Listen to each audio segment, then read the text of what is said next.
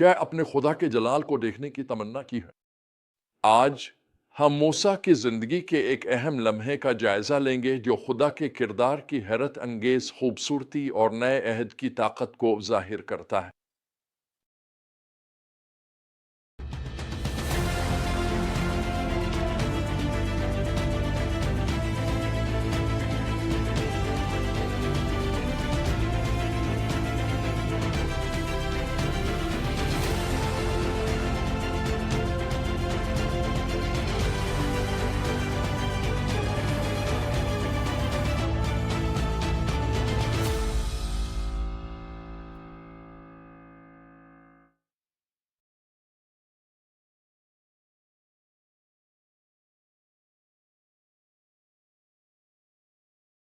آئیے خروج 33 اور 34 اور استثناء 10 کی چند آیات میں غوطہ لگاتے ہیں جہاں ہم موسیٰ کی جری درخواست اور خدا کے شاندار جواب کو دیکھتے ہیں۔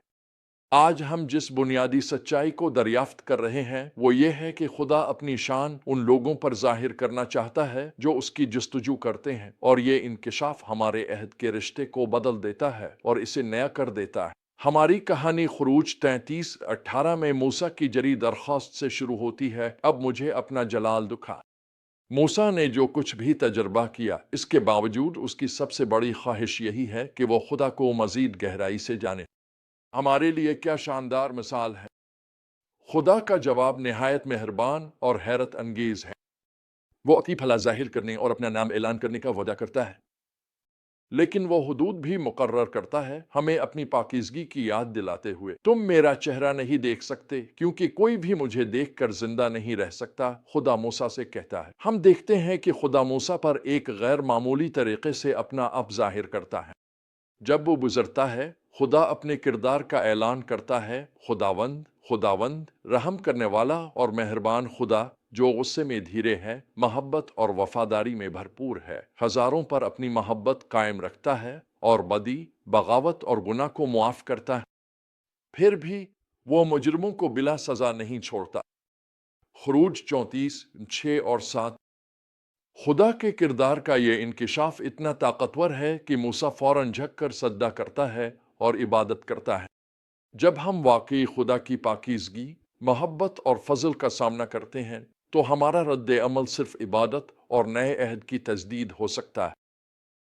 خدا اسرائیل سے دوبارہ عہد کرتا ہے۔ وہ پہلے کبھی نہ دیکھے گئے معجزات کرنے اور لوگوں کو زندگی گزارنے کے طریقے بتانے کا وعدہ کرتا ہے۔ یہ عہد کی تجدید خدا کی وفاداری کو ظاہر کرتی ہے، چاہے اس کے لوگ بے وفائی ہی کیوں نہ کرے۔ یہ مجھے ایک گہرے تجربے کی یاد دلاتا ہے جو میں نے مسیح کے ساتھ اپنے ابتدائی سفر میں کیا تھا۔ مسیح کو جاننے کے بعد میں اس کے لیے پرجوش تھا اور ہر جگہ خوشخبری بانٹ رہا تھا، لیکن 2 سال بعد میں اپنی پرانی عادتوں کی طرف واپس جانے لگا۔ پھر مجھے محسوس ہوا میں بہت دور جا چکا تھا، ابھی دوبارہ خدا کے ذریعے استعمال کیا جا سکوں۔ ایک شام خدا کی محبت اور بخشش پر واز سن رہا تھا، خود کو قربان گاہ پر روتے ہوئے پایا۔ میں نے خدا کو اس کی پاکیزگی میں پایا، اس نے اپنی محبت اور شفقت سے چھو لیا۔ اس کی بخشش کا حقدار نہیں تھا، اس نے مجھے بحال کر دیا۔ وہ لمحہ اس کی بادشاہی میں خدمت کے ایک طویل سفر کا آغاز بن گیا۔ تو اب موسیٰ کے اس تجربے سے کیا سیکھ سکتے ہیں؟ سب سے پہلے ہماری سب سے بڑی خواہش یہ ہونی چاہیے کہ ہم خدا کو مزید گہرائی سے جانیں۔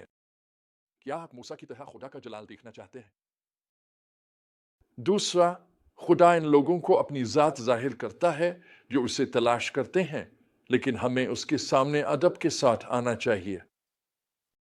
تیسرا، خدا کا کردار ہمارے اس کے ساتھ تعلق کی بنیاد ہے۔ اس کی شفقت، فضل، محبت، وفاداری ہماری زندگیوں کو سنوارنا اور ہمارے نظریے کو تشکیل دینا چاہیے۔ چوتھا، خدا کے جلال کا سامنا کرنا عبادت اور نئے عزم کی طرف لے جاتا ہے۔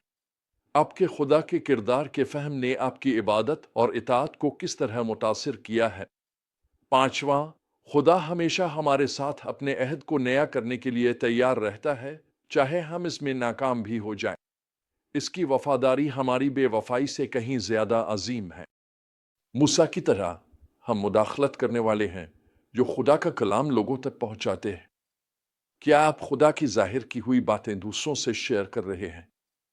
आखिर में आपकी जिंदगी में कहाँ खुदा के जलाल का नया इंकिशाफ दरकार है?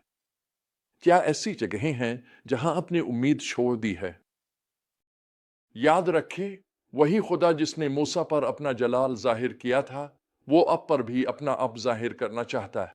वो चाहता है कि वो अब पर अपनी नेकी जाहिर करे, आपकी जिंदगी पर अपना नाम बुलंद करे और आपके साथ अपने अहद को नया करे। दुआ करें कि आपका दिल खुदा के जलाल को देखने की तड़प रखे, इसके हुजूर अदब के साथ जाने का हौसला पाए और आपकी जिंदगी उसके किरदार को आपके अर्द गिर्द की दुनिया में मुनक्किस करे। क्योंकि जब आप खुदा के जलाल से रूबरू होते हैं तो आप बदल जाते हैं और आप और मेरे जरिए खुदा पूरी दुनिया को बदल सकता है।